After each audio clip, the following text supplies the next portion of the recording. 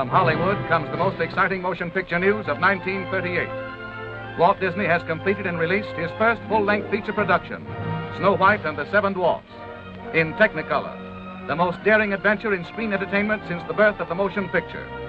As its credit titles, longest in cinema history, flash across the nation's screens, audiences for the first time realize the tremendous amount of manpower required for the production of this epoch-making animated picture. The entirely new form of storytelling that already has captivated every man, woman, and child who has seen it. Just how was Snow White and the Seven Dwarfs created? And how are the famous Disney short films made? To give you the answer, we take you behind the closed doors of the famed Walt Disney Studio in Hollywood. Doors usually barred to all visitors. During the past 3 years, the studio staff has grown from less than 300 to more than 700 artists and musicians. They worked in shifts, night and day, to complete this unique experiment in entertainment. Remember as a kid how you made your own movies by drawing little figures on the pages of a pad and flipping the pages to make the figures move? That's the basic principle behind animated pictures today. But that's not all there is to it. First, you need a story. Thinking up funny stories is the job of Walt Disney's writers, gag men, and sketch artists. After much trial and error, several hundred rough drawings illustrating the high points of each story are completed. Let's follow the story into conference, where Walt Disney and his hard-boiled directors look it over. Not a picture, long or short, goes into production without Walt's personal okay. Next, a director whips the script and dialogue into final form. Then he calls in his assistants, including his musical composer, and plans the score of the picture, timing out each scene carefully. He even acts out every move of the action, so that the men who work with him can visualize what the scene will look like on the screen. Now he sets his expert animators to work, the skilled artists who draw every movement in complete detail, just as you will see it in the theater. Each animator's drawing board is lighted from below. He looks through the paper at the character he has previously outlined and draws the next movement in correct position. This clever animator is using a mirror to capture a tricky facial expression like this.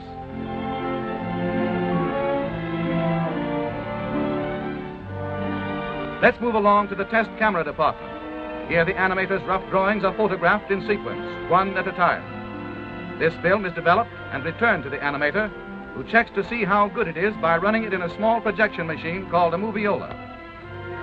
In this moviola, as the animator runs his film backward and forward, we catch a graceful glimpse of the screen's newest heroine, Snow White herself. Now we're in one of the studio projection rooms, where Walt and his staff study the rough animation of a sequence about the 7 lovable little dwarfs.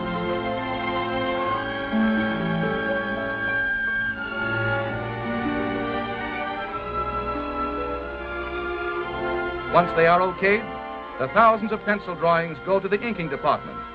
Here, hundreds of pretty girls, in a comfortable building all their own, well lighted, air-conditioned throughout, cover the drawings with sheets of transparent celluloids. Then they painstakingly trace every line of every drawing in ink, following exactly in every detail the original animation drawings. Now the picture moves into its final stage, color. In the studio paint laboratory, all colors used are made up from secret formulas. Expert chemists develop more than 1,500 different shades of color for Snow White and the Seven Dwarfs. The inked celluloids next go to the painting department, where more pretty girls apply the final colors on the back. Snow White and the Seven Dwarfs required 250,000 celluloids painted like this one.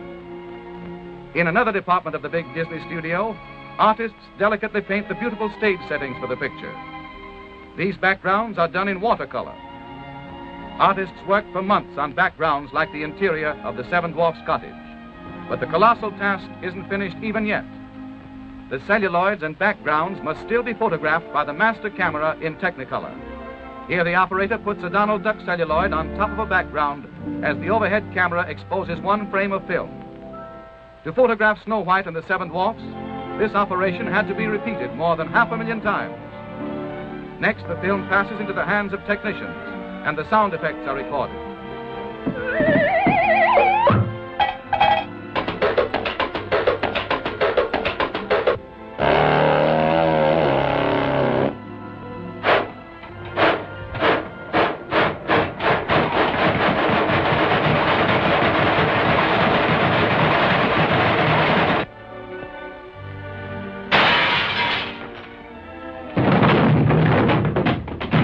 Finally, a symphony orchestra records the musical score, the hit tunes that will thrill listeners the world over.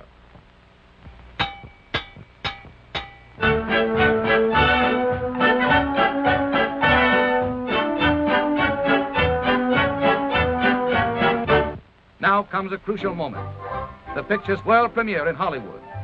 Crowds flock to see an animation exhibit set up outside the theater and to enjoy Dwarfland, a miniature village with real dwarfs.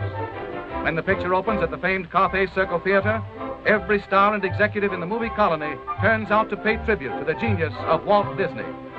Leo Spitz, president of RKO Radio Pictures, Mickey and Minnie Mouse, and Donald Duck, Bob Burns and the Seven Dwarfs, Shirley Temple, Marlena Dietrich and Doug Fairbanks Jr., Luella Parsons, famous movie critic, and Walt Disney himself to present to the world his greatest achievement. Next day, newspaper and magazine critics rave about Snow White and the Seven Dwarfs, says the usually hard-boiled reviewer of Time magazine.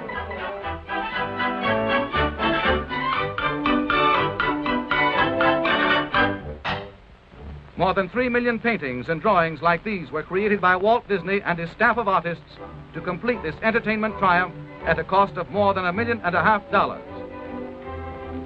Snow White and the Seven Dwarfs broke every box office record at the Carthay Circle Theater.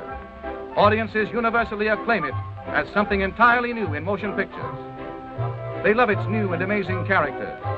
Snow White, warm, human. They thrill to its love story, tender and romantic. They remember its music, its 8 big new song hits. They laugh uproariously at the most amusing characters Walt Disney has ever created, the Seven Little Dwarfs. But let Walt Disney tell you about them himself. Dwarfs' names fit their personalities. This pompous-looking individual is Doc, the self-appointed leader of the group. And this little fellow is bashful. He's secretly in love with Snow White. And this funny face is Sneezy. He has hay fever. And old Droopy Eyes is called Sleepy. And Happy here with the beaming smile. And old Sourpuss here is Grumpy, the woman hater. And last but not least is Dopey. He's nice, but sort of silly.